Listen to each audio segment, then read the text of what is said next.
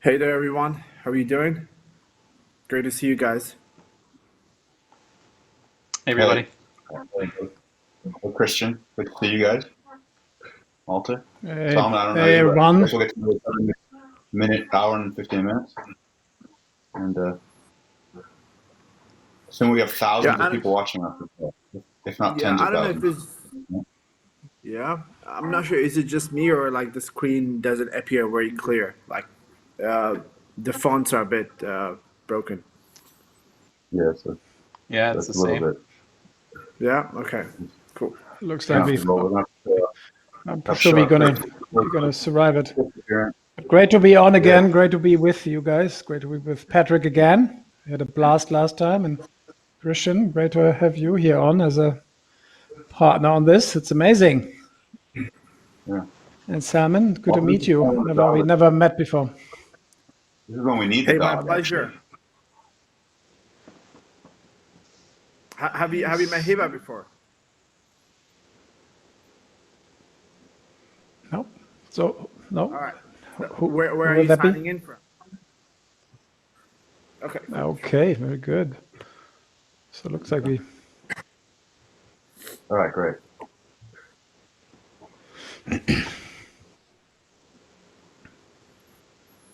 Hi everyone. Hey, how's it going? Hello. Hey, hi. Hey there. Hey everyone. So I'm ready. Yeah, go, dude. Roll. Uh, okay. My name is Przemysław Siemaszko. I'm the CEO of GG Predict. And at GG Predict, we are all gamers. And like I think majority of esports gamers, at some stage in our lives, we wanted to become pros. We wanted to win tournaments like our idols. And I personally didn't succeed. But now we're creating a tool that helps young players achieve it actually. And this is not a small matter. You all know that esports is a gigantic market by now, but recently it became the biggest sport discipline on planet, beating even football. But what we find is the biggest difference is the amount of support players receive through their career. So take football, for example. If you start playing as a 7-year-old, let's say, you immediately have a coach, a professional coach that give you a lot of structure and feedback. By the time you reach professionalism, you are guided by a whole team, whole training crew. With esports, until time when you are competing on the biggest stages, nobody is telling you if you're playing right or wrong and what are the problems with your game. And according to some research made by the University of Massachusetts, 40% of gamers are actually focused on winning, and this is, improvement is their main motivation. So this is a gigantic need that people in esports have. And so far, there's no good solutions for this problem. There are, of course, multiple other products, but while talking with players that want to develop, we notice that there are two main aspects that both have to be in place for a tool to be great. And this is, on one hand, training effectiveness. So whether the advice you're getting is actually good and is moving you forward in given aspect, and training plan personalization. So is this advice you're getting relevant to your needs? And despite there being quite a lot of solutions for player improvement, they fall into some categories that have one or the other solution. And with AI coaching that we are giving to players, we can solve both these issues. And to do so, we have created our AI coach, which starts with very detailed data analytics. So when a player logs into our platform, he immediately gets all of his previous matches, for now in Counter-Strike, and gets very detailed analytics. So let's take Johnny here. We can see that he's great at positioning and tactical rotations, but he's terrible at aiming. And from here, we understand what are his problems, and we draw out a continuous training program for him. And this is specifically made for every player. So a beginner would get information that he needs to train, basic nades, positioning, and somebody who is on the verge of becoming professional would learn how to execute some strategies, how to control his recoil, etc. But we don't stop here. We give all the training tools necessary to achieve that. So all the descriptions, data visualizations, maps, and links to servers and possibility of training, everything on one side. And on top of that, we have a great feature which is comparison to professional players. So on one hand, it's great for players who can compare themselves to Dupree or Zaiwu and get information. Excuse me? How many? 10 minutes? I'm sorry. Yeah, sure. So it's cool to, get information that you play 85% like your favorite player. But on the other hand, it allows us communication for, communicating to players that if you play like Dupree, you need to focus on your aiming, on your pace, etc. And yeah, some of our features are shown here, but I encourage you to go to our website, ggpredict.io, and see yourself.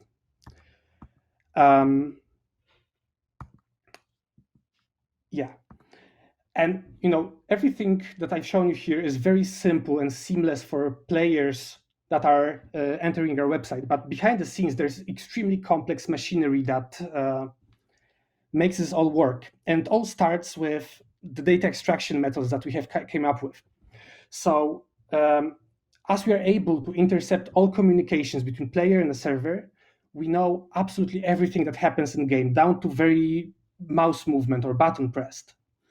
And us being gamers ourselves and working with professional coaches and players, we turn this into meaningful data, and through AI, through machine learning models, to relevant recommendations for players that with behavioral psychologists we turn into training plans and something very understandable for players.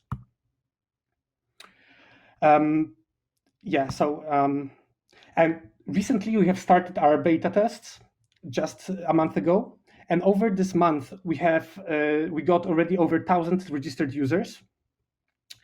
And so this data is actually not correct. So average session time for an active user is over 7 minutes, and we see that players that register to our website actually come regularly to our website. After games they play with data, they check out the recommendations, how they how they played, how it influenced their data, their similarities, and recommendations we have for them. And the use of our website, despite us being from Poland, is quite international, and we have quite a lot of traffic from the target markets for us, which are Nordics and United States and UK. And to be able to deliver all this, we have a great team covering all major aspects of development. We are very tech savvy team with experience in the biggest game development companies, big data companies, and experience in esports. So yeah, that's it. Thank you very much. And if you have any questions, I'd be very happy to answer them. Thank you. It's been a great pitch. Looks awesome. Thank you. The question to me is, what makes you pick the timing? I'm asking because you're not the only or the first one, likely not the last one to go after the space. Why do you think the timing is right now? Esports is booming, and with the recent situation in the world, it's even better. To be honest, the timing is it's great because of time with COVID, and also this is just we started last year working on this, and right now we managed to put together all this great tech, and we want to be we want to move as fast as we can. We know there are companies working in the same area. As I said already, there is some competition in player development world. And we feel that what we can bring to players is something very unique, and we want to bring it to them as soon as we can. Thank you. One follow-up to that.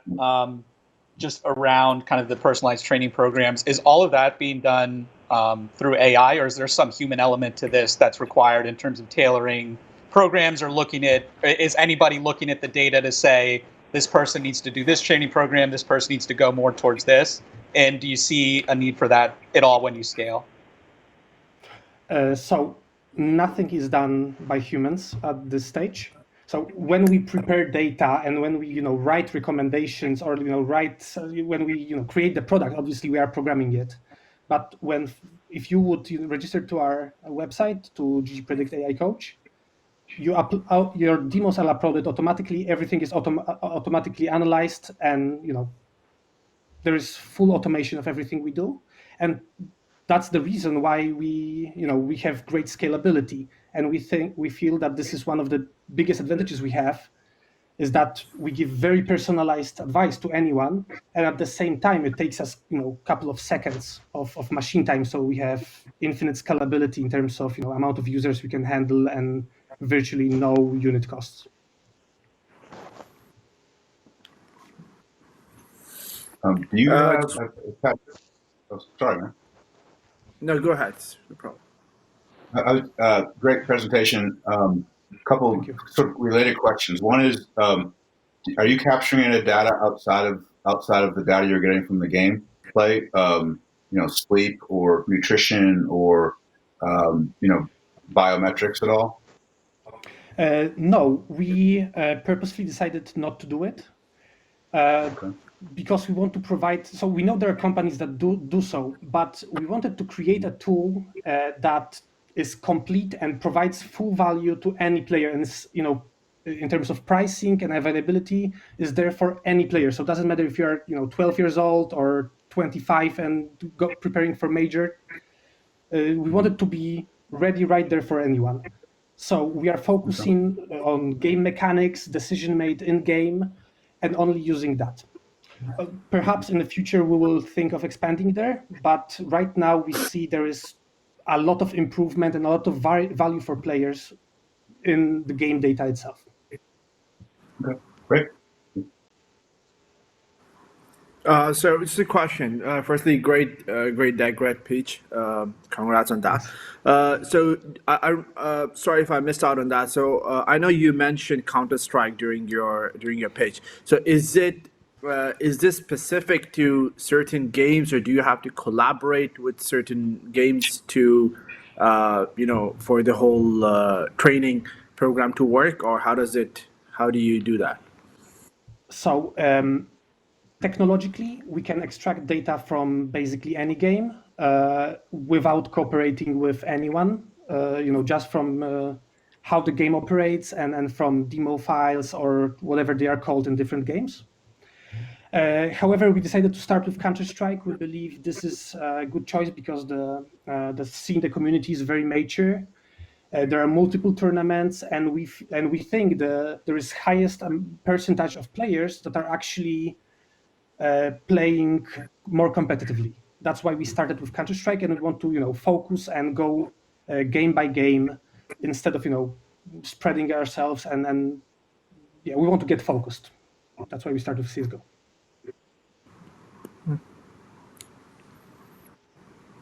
So then is the strategy to expand into other games, and kind of could you walk through what that roadmap maybe looks like over the next 5 years and kind of what the key milestones you guys are looking at? Yes. So at first we want our tool to address people with the biggest need for such solutions. So those are the people that grind faces, that participate in some amateur tournaments, some semi-pros, perhaps professionals as well. Then we want to move with our product deeper into CSGO ecosystem, providing more tools for irregular hobby players, occasional players. And when we feel we have enough experience and enough understanding and enough penetration in the CSGO market, we want to move to next games. We think that the best games to move into right now are MOBA games.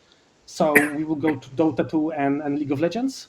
But we are playing other games. We are monitoring everything that's happening. So we know the strategy towards next games is we can still adjust that. Is it ultimately a subscription service? Maybe a free premium version of it? we want to do it as a freemium model, so anyone can go to the website. Right now, the beta is free, and then as we, when we start charging people, some features will be for free. So you will have basic data analytics, some cool features that will, already provide value for players.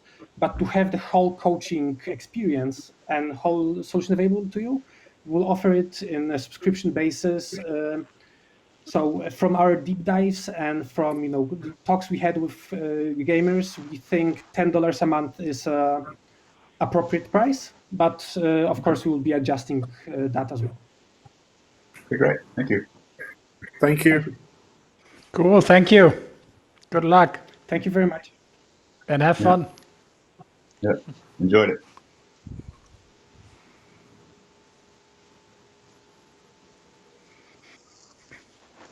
Yep. Hi, everyone. Very nice to meet you all. I'm Andrei, and I'm the founder of HUDStats. The vision behind HUDStats was to enhance the betting experience while being engaged with the match. Bookmakers use the data visualization widgets in order to improve their engagement on their websites, but we wanted to do more. We actually want to improve the user experience while creating revenue for the bookmakers. If we look at the online gambling market, we can see that the revenues are forecasted to double in the next period. The revenues in online betting only from esports are worth $7 billion. And at the moment, there are just a few esports widgets out there. We want to be a part of this market. If we look at the competition, not that much is happening. There is low engagement, delayed data, and there's a bunch of numbers on the screen that bookmakers can't monetize it. So we want to fix that. We want to bring increased revenues to bookmakers. We create new betting markets, and we bring a product that's interesting for fans. If we like the HUDStats esports betting widget is actually improving the engagement on their sports betting websites. Fans become engaged with in-depth statistics. They can see the player position and all the in-play events in real time. But at the same time, fans can actually place a bet on their favorite team where the next kill will happen on the map. And that's in just a few clicks. But we don't stop there because we want to apply the same principles of positional betting into traditional sports that have a pitch. So we keep everything under control with our unique pricing engine and with an experienced risk team. For better focus, we kept the roadmap split in 3 phases. Phase 1, validate the idea. The data is already there, we know it, and the interest from operators for in-play betting is there. Phase 2, validate by integrating a client. Just 2 months after we launched, we are in process of integrating our first bookmaker with the data visualization widget. Phase 3, where we want to reach is to enhance what we've built until now and release the betting widget. With a revenue share model, we'll actually be part of the online betting revenue for esports and sports. But how we're gonna achieve all this? So we are an experienced distributed team that's proven it can work in a remote setup. We have big companies in our portfolio, and like we built video games, we built entertainment products and financial products. But we actually built a company for the future because we will be able to work with the best professionals all over the world and without any limitations. If we look at the current situations, we are 3 co-founders that self-funded 146,000 euros until now. The money were spent on collaborators, validating the idea, and building the tools. But actually, it was like worth it because we built something amazing. It's the first truly innovative esports solution that's visualizing data in real time. We address a rapid expanding market, and we've built a product that's for the next generation of fans. And on top of all this, we are proven because we are being adopted by operators. We aim to raise 825,000 euros in order to accelerate our development, become self-sustainable, and why not become a major iGaming solution provider. And for that, we need to build our team to make our part-time collaborators into full-time colleagues, solidify our position in visualizing data, and release as soon as possible the betting widget. And that's all. Thank you, and looking forward to your questions. What platforms are your widgets running on? At the moment, we just launched. We are in process of integrating some big operators. We cannot disclose because until it's live, we cannot disclose them. But we are in process of integrating multiple operators. No, what platforms are you launching this for? Browser, or PC esports. client? Okay, no. Like for the platform itself is an iframe widget where betting websites can integrate easily in their website, so they don't need to do very hard integration. So it's mobile or desktop or anything. Cool. And you think you're well positioned in terms of building moat against the bigger operators to take that space themselves? Yes, we have an experienced risk team, and we've built financial products similar to this. With at the current moment, no one is doing positional betting, not because they don't know how to do it. It's just because the data wasn't there. So we are working now with our partners to improve this data from, let's say, like ESL and major tournaments. So we want to have the best data in order to make the best predictions. But you need to license that data? No, because we are collaborating with data providers for all this. One of our partners is Base, that's providing our data, the data for us. Got it. So you license the data from Base. Okay. Yes. Got it. Makes sense. Yeah. Thank you. Thank you too. Are you satisfied that on a parallel track, there's enough companies out there taking care of cheating and fair play initiatives? Again, that would be one big roadblock in terms of, making betting work. Yeah, you're right, Patrick. Like the good thing about what we are building is that we will do bets on the next events, and that's like 10 seconds, 15 seconds, 20 seconds in advance. And the positional betting, it depends also on the other team. So if you expect to kill a player in a certain part of the map, the other team needs to find him in that specific time. So that's why it will actually avoid the integrity, avoid certain let's say bugs in what can happen in these scenarios. Okay, and that's unique to your platform as far as you know at the moment? Yes. We are unique because no one built this type of betting until now. And most of the operators just visualize an Excel file with numbers, but we wanted to take it a little one step further, like for people to actually be engaged, to see where they're placing their bet, to see their outcome of their bet. Okay, great. Thank you very much. Yeah, thank you, Patrick.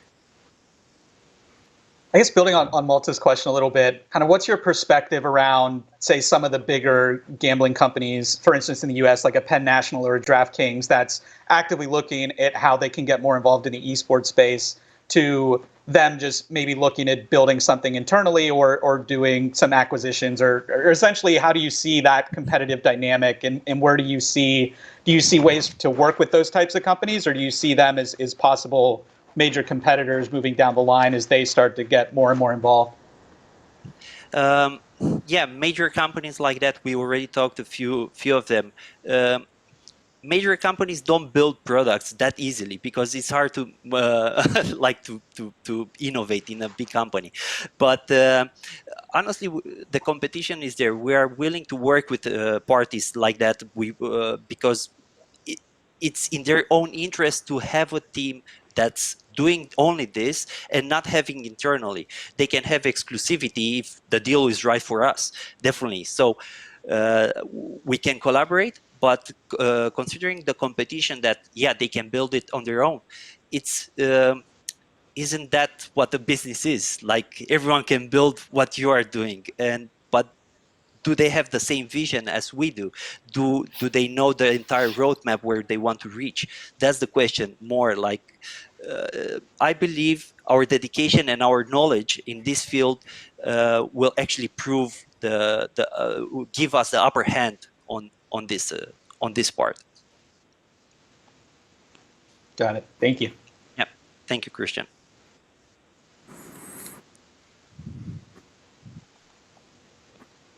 Where's the company based? Remind me.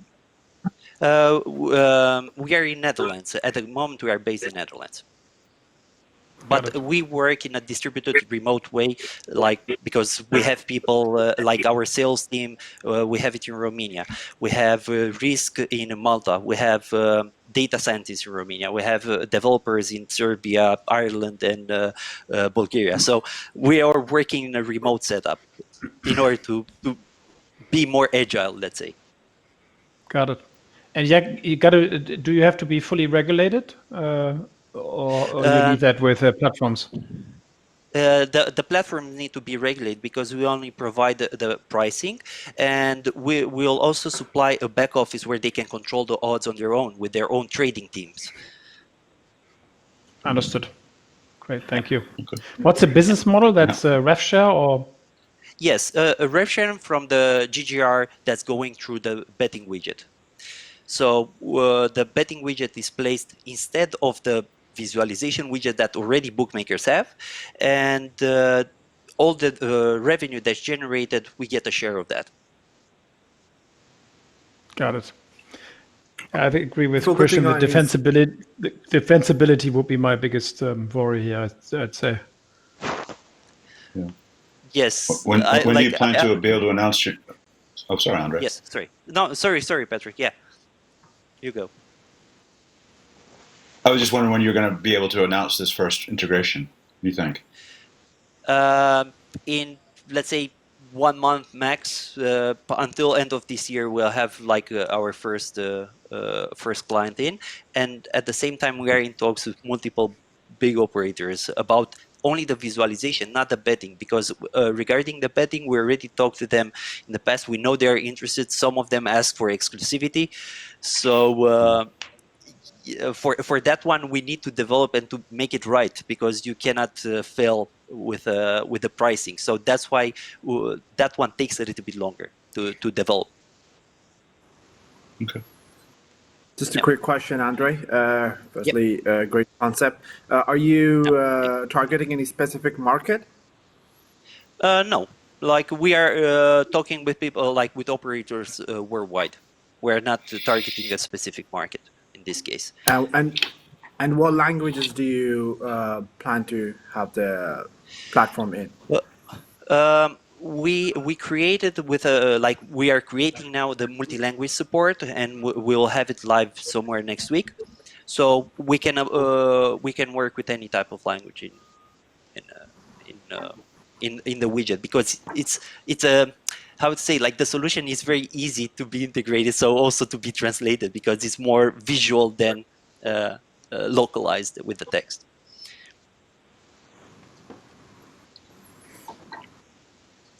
Great, thank you. I think that was it. Told in our ears that was the time. So thanks for your presentation. Oh, thank you. Thank you. Yeah, bye-bye. See ya. Hi, guys. Hey, Okay, I'll Hey, get right Charlie. into it, I guess. Hi. I'll let you have a breather for a couple of seconds. You let me know when you're ready. Yeah, we good.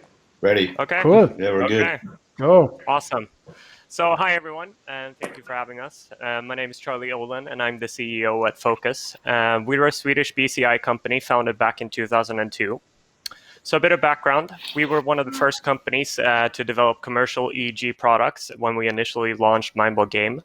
The table you can see in the slide can currently be found at various science centers across the globe and have had more than 15 million people play it since its release. And yes, we've counted. So throughout the years, we've received thousands of requests regarding a Mindball game for themselves to play at home. So during the last 2 years, we worked hard on developing a solution that enables everyone to train their focus in the comfort of their own homes. This major pivot towards software and esports is also why we today consider ourselves as a startup. So overall problems. Because of the tech evolution, information is now everywhere. There is such an abundance that it's almost become a distraction by now. One buzz or pling and we've suddenly drifted away or become distracted. Attention span is a huge issue overall and it's rapidly declining. In esports, attention is key. Pre-COVID, players needed to block out the roar of the crowd, and post-COVID, we've seen pros having to attend to their pets or other home life issues in the midst of games. So in esports, it's not only about the attention that needs work. There's also the mental stamina. I mean, staying locked in and keeping a cool head during intense situations is key to win games, and improved focus helps you do that. So we want to now apply our knowledge and experience in focus measurement and training to help esports athletes and youngsters with their focus so that they can perform better when needed. We have recently begun developing a state-of-the-art EEG headband. And to tell you a little bit more about what EEG is, it's a method that we use to read, analyze, and graphically present electrical signals from the brain. So with this method, one can measure various mental states, and one of those states is that of being focused. And through our long experience in the industry, we've seen the do's and don'ts when it comes to hardware. This has combined with pricing is why we've chosen to develop our own headband. And to enable it all, we have our two software components that have already been fully developed. HUDStats, which is a statistical platform, and Focus Play, which is our virtual training ground.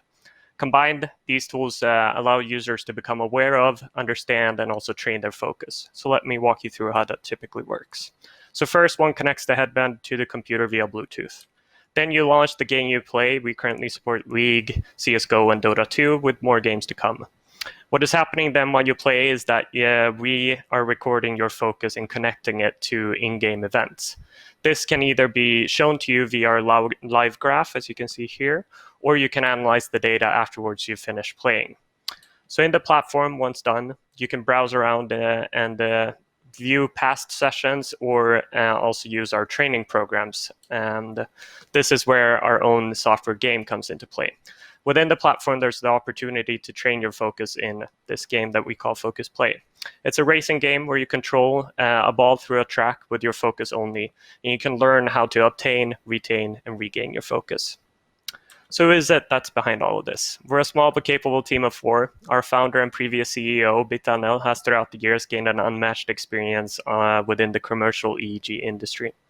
Eyvind, who is our lead developer, has been with the company since 2008 and is a solution-minded full-stack developer. And then we have Johan, who's been our on-site 3D artist for over 2 years now. And lastly, myself, the CEO of the company. While everyone but Bit are gamers, I would consider myself the esports expert. But I intend to execute this pivot not only into esports, but onto other markets as well. So let's talk about those. We're starting off with esports and gaming because of their enthusiasm to be early adopters of new and innovative technology. And as we've seen with previous companies pitching here, data is king when it comes to esports. Secondly, we're moving into education because of the overwhelming need for improved attention span in today's classroom environment. And last but not least, we want to bring focus training everywhere, even the workplace. Improved focus can lead to a multitude of positive outcomes, with high performance and efficiency being the most obvious ones. So as for the business model, we're a subscription-based pricing model and expect a tenfold increase in EBITDA in the upcoming 3 years. So in this round of funding that we're currently seeking, 1 million euros at a valuation of 8, and the use of funds will go towards developing the headbands, continued development of software, and the number of games we support. We'd also be able to sustain ourselves to point of break even and run extensive marketing and PR campaigns at launch. thank you for listening, and I'll now look forward to your questions.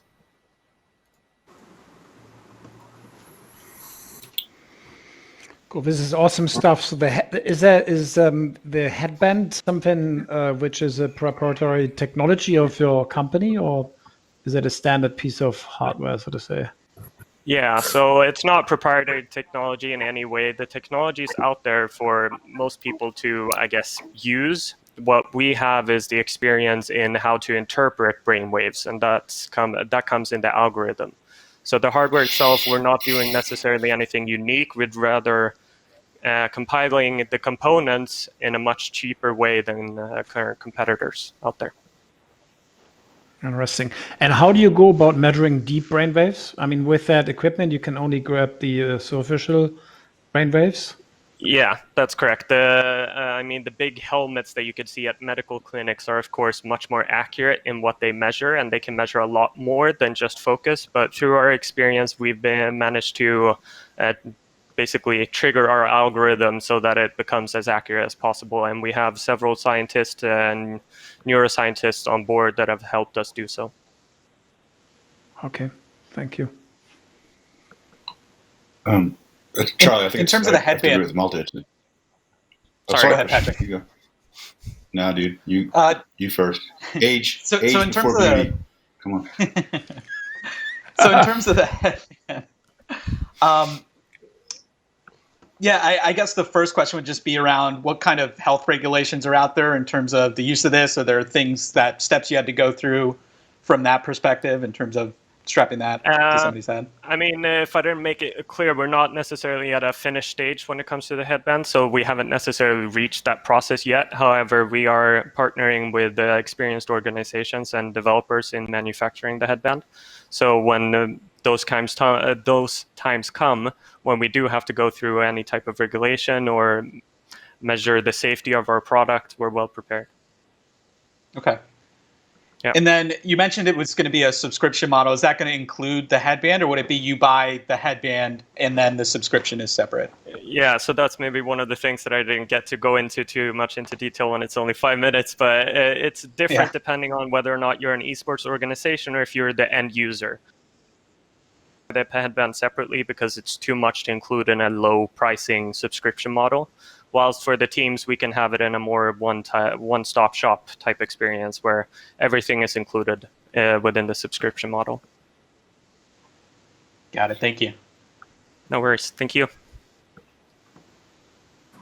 I guess my question is coming from more of a consumer standpoint, and please point out if I have this wrong, but I've seen similar products out there that measure brainwaves. There's been different rings and different other sort of measurement devices that have sort of ebbed and flowed in terms of sort of popularity as a piece of hardware. How do you see making sure that that headband just sort of becomes a permanent part of the conversation? For sure. And I mean, everything has to do with creating a good brand DNA, I think. I mean, we typically, when we design the headband or are currently undergoing the design of the headband, we think that we want to create the Vespa. I mean, when you hear the word Vespa, you automatically see the picture of a Vespa, and there's not really any competitor to that. We want to become that of headbands. I mean, there are multiple headbands out there, and a bunch of them do similar things, but when it comes to price point and also tending to the end consumer, I think we have a huge advantage in our experience. Great, thanks. No worries. What's the traction you are at right now? So currently, this is, I guess you'd call it pre-revenue when it comes to all of this, and that's mostly because we're not looking to, since the headband isn't fully developed yet, we're not looking to market this towards the end consumers. Yeah, so the headband is still under production, and thus we're able to still talk to teams and professional esports athletes, and thus gain both information and, feedback from them to better improve the software. But yeah, it gives us sort of a head start before we get the headband fully developed and out there. Got it. So there's a few players in the space. How do you think you're going to compete against them? I think the major thing has to do with our experience. I mean, not being a startup, not having to basically come from esports and then learn about EEG, which is such an intensive, technology to read so many research studies and learn everything about it. I think coming the other way around and learning about esports is a much easier entry, and thus gives us a huge advantage when it comes to data collection and also knowing exactly how focus training can be applied. Good. Awesome. Thank you. Thank you. Definitely interesting stuff. Yeah. I think so too. And I think there's, other world, maybe an equivalent would be, a runner or a cyclist using a Garmin and Strava or Training Peaks, and they've been able to establish the fact that you need a GPS unit and you need this back software. I think you guys are headed in that same direction. Yeah.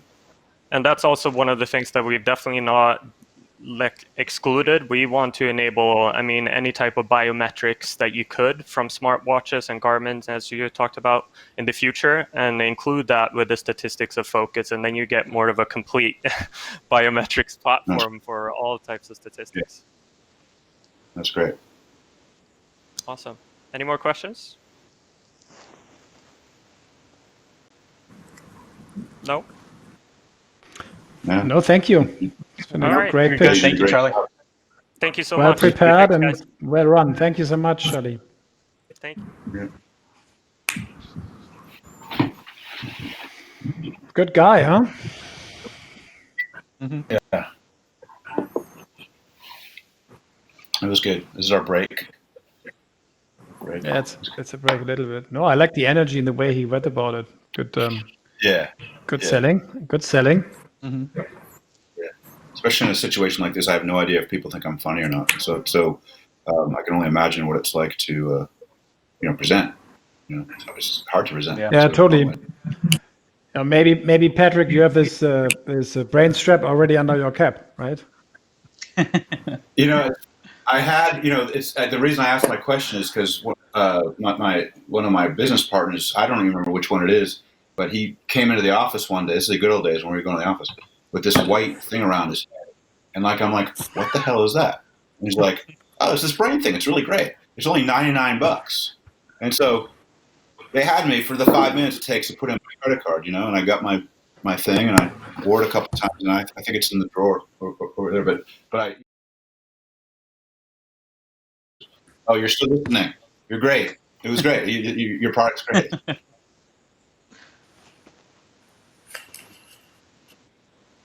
Yeah. So it looks like Patrick, he found a good customer and you're ready, right? Press the order button now. Yeah. Someone give me the money and I'll order one. Yeah. I'll be the first Maybe customer. that also helps to improve the focus of clutch of clutch panel guys like us. Mm-hmm.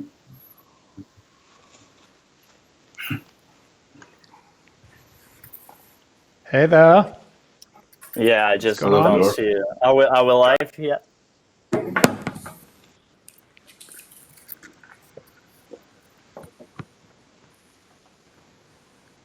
Yeah. Hi. Yeah, I think we're here. Hello.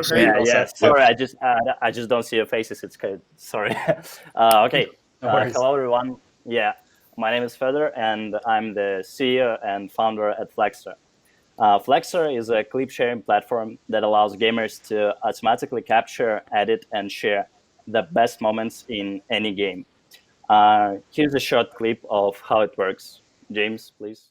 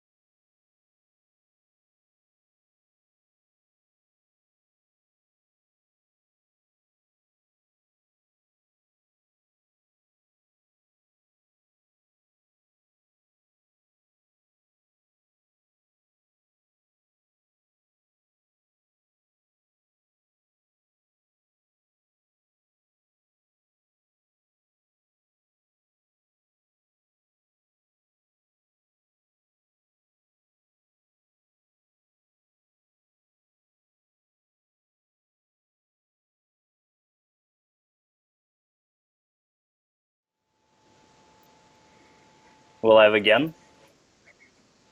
Hello? Awesome. So now that you're familiar with the product, let's talk about the market. Almost 500 million viewers worldwide, $170 billion market with more than 2.5 billion players. However, only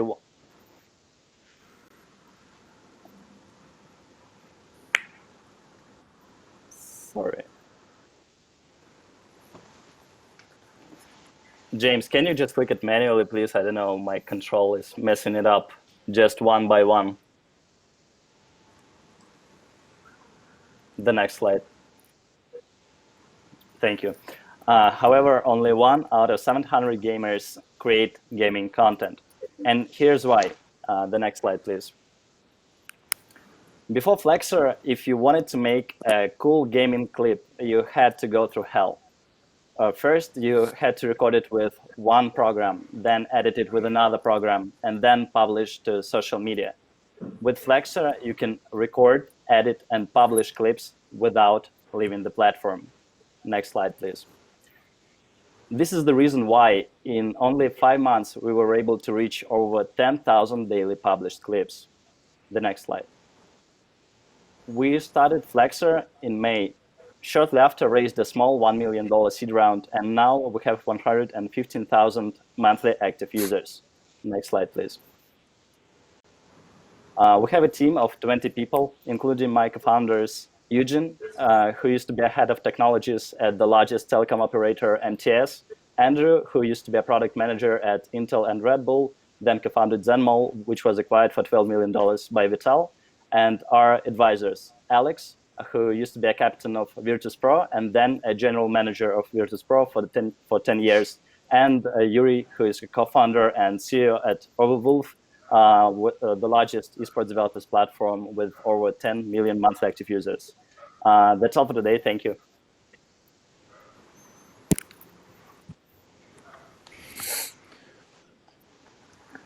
Cool. Thank you. Nice pitch. Yeah. Question to me is, like, it's a relatively crowded space, right? Where you're moving in right now. So why do you move into that crowded space right now? What's the thought process around timing? Can you elaborate? What do you mean by crowded? Do you talk Yeah, about I mean, there's specific many. Yeah, I mean, there's a bunch of them. Some of them are already winning. So the question is like, okay, what is there, and why are you moving after them to be to essentially take them out of the market? With what criteria? Why now? Why follow? Not leading? Yeah, got it. So if we talk about already established platforms such Twitch, for example, Twitch is all about live streaming. Okay, we're all about short gaming clips. And we're the only platform that allows gamers to automatically capture those clips. And this is a big issue for most of the players because if before that, you didn't have any tools to do that. And essentially, it's much more easier for them to do that with Flexer. And I don't know a lot of companies that can combine both auto capturing tool and the platform in one product. So that was the reasoning for us to start Flexer, and this is why we do it right now. Okay, got it. And aren't you worried about customer acquisition costs and stuff in this space right now, and creating a lifetime value that makes you a sustainable business at some point? No, we're not. Actually, the acquisition cost is going down as we continue to promote our platform. We see the decrease in cost for the last 4 months, and as far as the lifetime value goes, the gaming market is continue to grow, and we as a platform will be growing along with it, because obviously any game publisher would be interested to promote user-generated content inside the platform, because essentially if gamers publish clips featuring any game, this is promotes these games. So this value is, I think, is essential as a platform, and yeah. What's the average Okay. kind of content that you see being produced on the site? Is it somebody making a short clip that they're sending to their friends, or is it more creating kind of a compilation video that they're then putting on YouTube or something like that? Oh, well, all those clips that I've talked about are publishing directly in Flexo platform, mobile platform.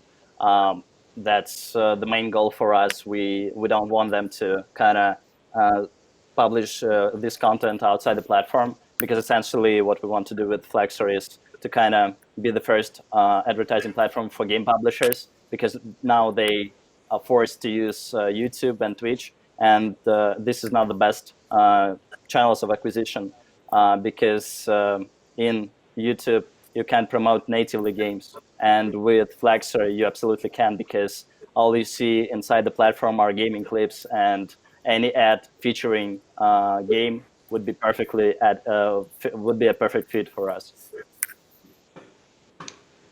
Interesting. Okay, so then from a revenue generation perspective, is the idea then that you're getting revenue from advertisers, or is there some type of subscription model as well that people are, when they're using your software, that they're paying? Got it. Yeah. Awesome question. So right now we are launching Desktop Pro version, and essentially the model is the same as Dropbox, for example. With free version, you can store your clips for only 24 hours, and you don't have like 4K videos. You can't use some additional features in the video editor. This is we are talking about the desktop right now, and of course the Pro version would be a subscription model, and we're launching it next month.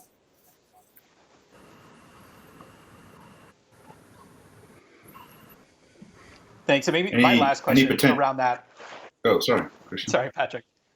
With please the finish. DMCA stuff everyone's been seeing with Twitch over the past couple of weeks, do you guys see concerns around stuff that you're hosting and whether or not that violates the end license users' ownership of it, or things like that? I guess more so around music and potentially what that could do around games.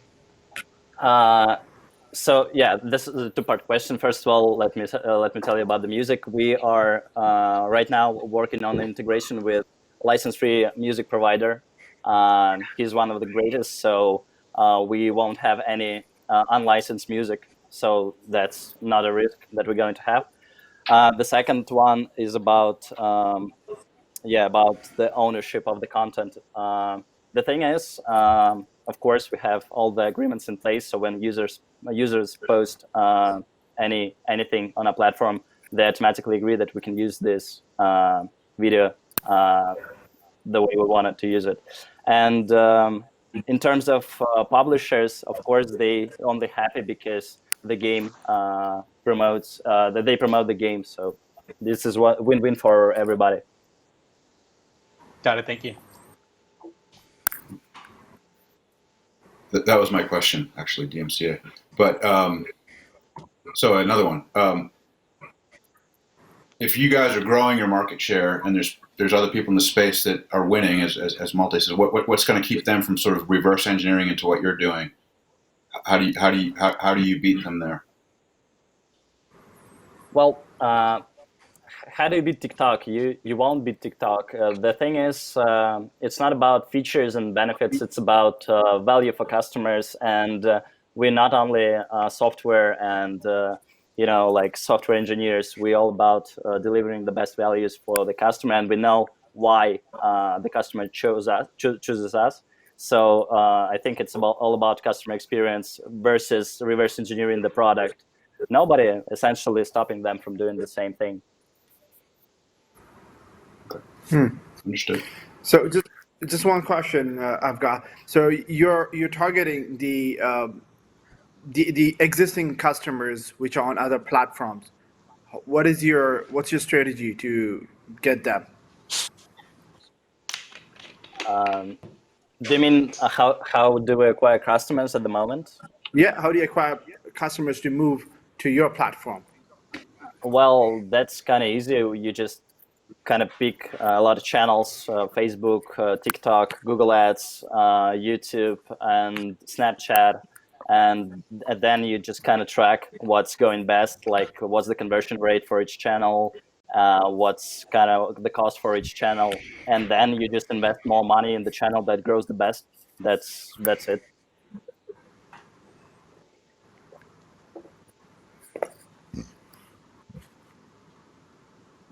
Okay, great.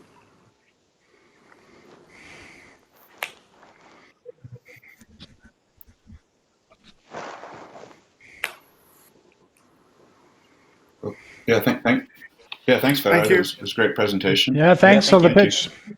Thanks for being Yep, here. thank Good you. luck. Have fun with it.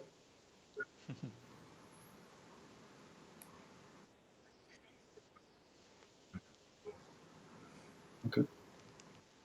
Well, guys, that was good. I think we saw 4 pitches, and we're going to have to sort of put our heads together, and 4 good pitches, and put our heads together and figure out who won. Because I think we announced later, right? A couple hours. Yeah, I think We're so. going to announce the winner. Yeah, during Yeah. the closing. Okay. During the closing. So yeah. Well, for my point of view, I'd like to thank ESI again for having me back. It's good to see you, Malta. It's good to see you, Christian. Salman, it's great to meet you. My pleasure. Likewise, great being here. Thanks so much. It's been fun. you. Interesting mix of contestants here. Pretty cool stuff. Yeah. Yeah, it's absolutely. really And thank you colorful. to the companies as well. They're on. Really appreciate it. Good Absolutely. stuff. Thanks Yeah. for keep pushing the limits.